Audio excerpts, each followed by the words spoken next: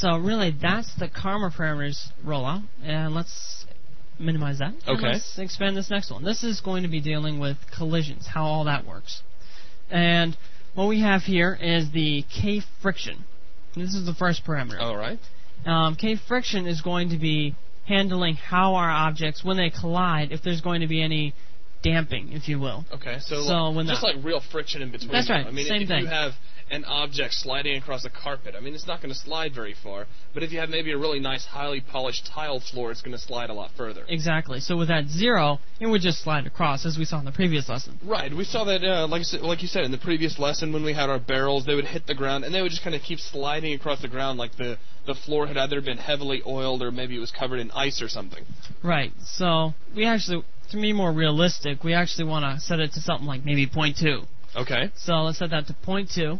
And the K impact threshold, this is much like the other one that we were just talking about. And this is going to trigger another one if it goes below, if it reaches that threshold. All right. So it's going to trigger a function that we code ourselves. Again, you can't use a preset. You have to make your own. Okay, cool. Below that, we have restitution, and this is really the same as bounciness.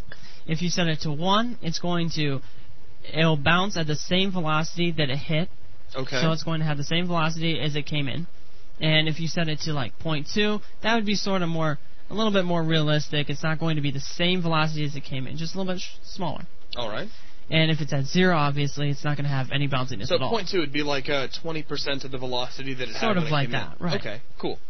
So that's really the Karma parameters collision area. So let's go down to object. This is just going to show our name of our object. Okay, well that's handy. That's handy, yeah. Yeah.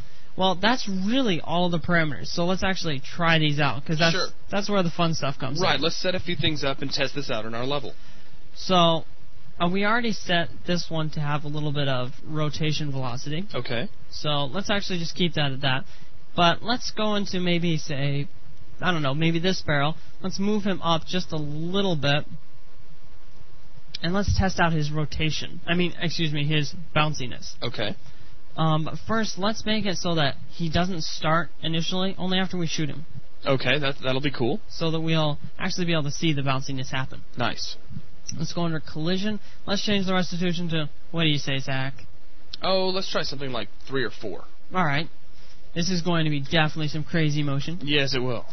So that one has a little bit of bounciness, and another one that's kind of interesting, that's hard to describe, is the K-buoyancy. Well, it does make sense, but it's kind of cool to see. Right. So let's exit out the parameters, and let's create a little hole, a little like trapdoor in our level, so that we can stick some water in there. I was going to say, well, if you're going to test out buoyancy, we got to have a pool of some kind. That's right. Let's change our brush size to something like maybe 128. Oh, let's actually keep the height at 256. Let's set the width to 128 and the breadth to 128. That's going to be a very deep little pool you got there. Yes, it is. But it's cooler that way. Okay. Okay. Let's move this guy down to the bottom of the object, and let's set this maybe right over there, kind of in the middle-ish, and let's cut that guy out. So now we have sort of a hole in our object, and this is where we're going to be placing the water. Okay. So let's go down to volumes, and let's place a water volume. So now we have the water volume in there. Okay, cool. And let's create a special brush. Let's go to set it as a portal object, and set this to non-solid. Place that. That'll actually create the water in our scene. The surface on it. Sweet. And that's a very ugly brush, so let's go into our texture browser, and let's open this up, and let's change this to something a little bit more interesting. Let's go over to the... Let's get some lava. Yeah, let's get some lava. So, lava MLFX. Open that guy up. Which one should we choose? Oh, any of them would be fine. Anyone looks cool. So let's select our texture, our surface, excuse me. Yeah, there. Kind of a cool effect there. Very cool. It's not exactly fancy water, but it'll work. Right. It'll show off our buoyancy anyway. Right. So, let's move... Well, let's create another one, just for the fun of it. Sure, why not? And let's move this guy over just a little bit. Right over our object, our pool, excuse me, of lava. Okay. Move him up a little bit. So you're going to drop him right into the pool. That's right. Why don't you set it up, too, so we have to shoot him to trigger him? That's a good idea. So, let's go into the parameters of this guy. And under Karma parameters, all the way down to Karma parameters, we have the buoyancy. In this case, we wanted to kind of float to the top, so let's set it to something like 1.2. Okay. So we set it to 1.2, so that's going to actually float to the top of our surface. Right, like we water. said earlier, 1 would be neutral buoyancy, so wherever it ended up, wherever it stopped moving in the water, that's where it would stay. Right. So if we add to that just a little bit, we're going to get a slow sort of pull back to the surface. Right. So that's actually pretty good. Let's turn off start enable to false, so that when we shoot it, we can actually see the effect. Right, that means we can actually trigger this guy. Right. Unless something else hits him first. Right. You never know. You never know. It's such a big level. Right, that bouncy barrel we're about to set up, I mean, he might fly through and take care of it for us, but we'll see. Hopefully not. This guy is above. That's actually looking pretty good, so let's run our level. Alright, do you need to set up anything with your lights first? Actually, good point. Let's just build the lighting quick. Okay. And that's pretty nice. So let's play our map real quick. Let's load up Unreal. Alright. Takes a while. Not too long. Oh, check it out. Look at that. Oh, look at that. He kind of screwed up our simulation, didn't he? I didn't mess anything up. In fact, earlier I actually said that. Maybe I jinxed it when I said that maybe that was going to happen. Maybe I should just blame you. Just blame me. That's fine. Okay. Anyway, let's shoot this guy, and you'll see. Look at this bounciness. Oh wow. Oh, it's coming for us. Man. Oh no. Run. Hide under something. Oh my gosh. You guys probably can't. Oh wow. Check it out. It tattooed us. That was great. So as you can see, we have a very wild barrel here. You can't even see it. You guys probably can't even see it. Yeah, I was just saying, after we encode this, they won't be able to see it moving at all.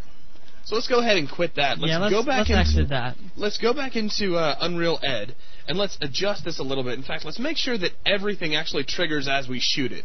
That's a good idea. That way we can go through and actually test each one of these out individually. Right. So let's go into each of our objects. That was really cool. And set the start enable to false for all of these. That's one of those Mexican jumping barrels. Yeah, one of those crazy barrels.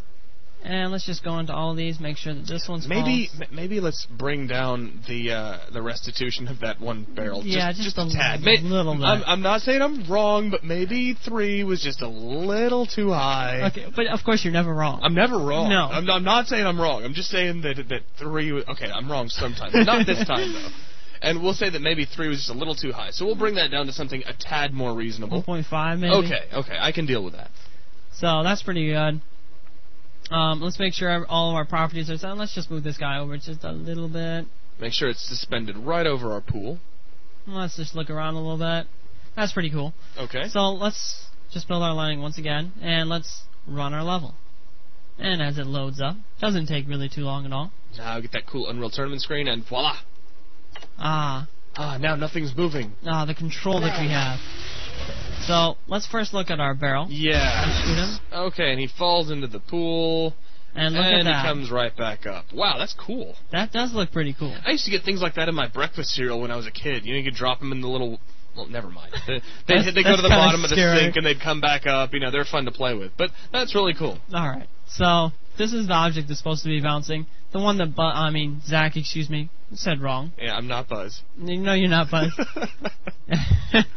So let's shoot this guy. And look, we have a little bit of bounciness, not a whole lot, but it did bounce a little bit. Sure. Very cool. And notice he is sliding a little bit. In a real life situation, you may want to turn up the friction just a little bit. Right, you want to crank up that damping a little bit more, or the friction, if you will, so that didn't jump around quite so much. And this final guy, let's just shoot him. Oh my goodness! Pinball effects, and the other barrel goes right into the water. I don't think he's coming back up. No, I don't think so. So that's kind of our barrel chaos for the day. Yes. So that really showed all the parameters for the. Right. Well, we discussed all the parameters. We demonstrated quite a few of them. That's right. So we can see what each one of them does. And I guess it's really going to pretty much wrap it up for this lesson. Right. So with that, thanks everyone.